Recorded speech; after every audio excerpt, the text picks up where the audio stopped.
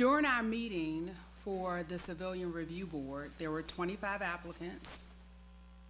On the city's website, it states that city residents will be giving preference for boards, and I'm assuming that that was the day that we did the selection, February 20th, for the other boards and commissions. And I suggested that since there are 7 seats and 17 city residents, that it would be very difficult to choose from those 17 to make up the board, and it's the Charlottesville Police Department, that it would make the most sense for us to consider city residents. The 7 county residents received a letter that Ms. Rice mailed to them to let them know that they weren't being considered.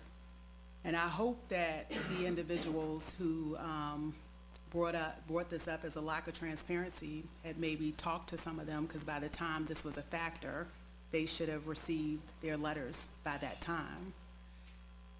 We were in the process of waiting for the space for the Civilian Review Board. We wanted a larger space than city council chambers, not be televised. But so that a larger number of people could attend the meeting. And so this was just one of those things. I had several conversations with community members last week, just personal, because I put it out there in the first email chain that we received, that I was the one that suggested to the rest of council that we consider the 7 that we consider city residents only. This was a real interesting process for this whole, for this to be called lack of transparency. It was definitely something interesting for me sitting on the other side. I don't do a lot of group. You all know I show up, I do my work, and I leave, but this was a really interesting process. So hopefully, through the form that you'll see that there's always a call still from my world for transparency.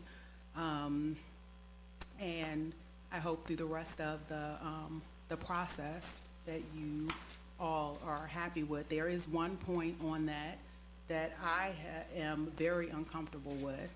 If you are suggesting that we speak publicly about applicants and why we are selecting them, I would like for you all to tell me how that's going to work. We did it because we're elected officials, and I recommended that. But if they are, because we should be able to take it, you all saw the process that we went through. A lot of people commented on how I should have been offended. I am not offended often by things that are said to me. I'm able to have conversations with individuals that some of you thought I should be offended by, even though they made statements and I'm not. We were able to move on and have conversations. But if we're sitting up here, even if we don't say anything negative about any of the other 10 applicants that we don't select, how are people going to feel, even if we praise just the 7 in public? So that is a process that I'm not comfortable with, because for most people, it's not going to be simply that this is how you made the decision.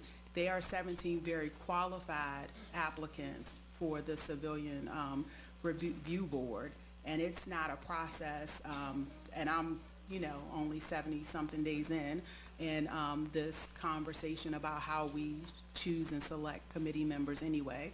But I'm open to hearing from you all how you all think that's going to work, and especially the 17 people who applied and who will be the ones that we will be discussing.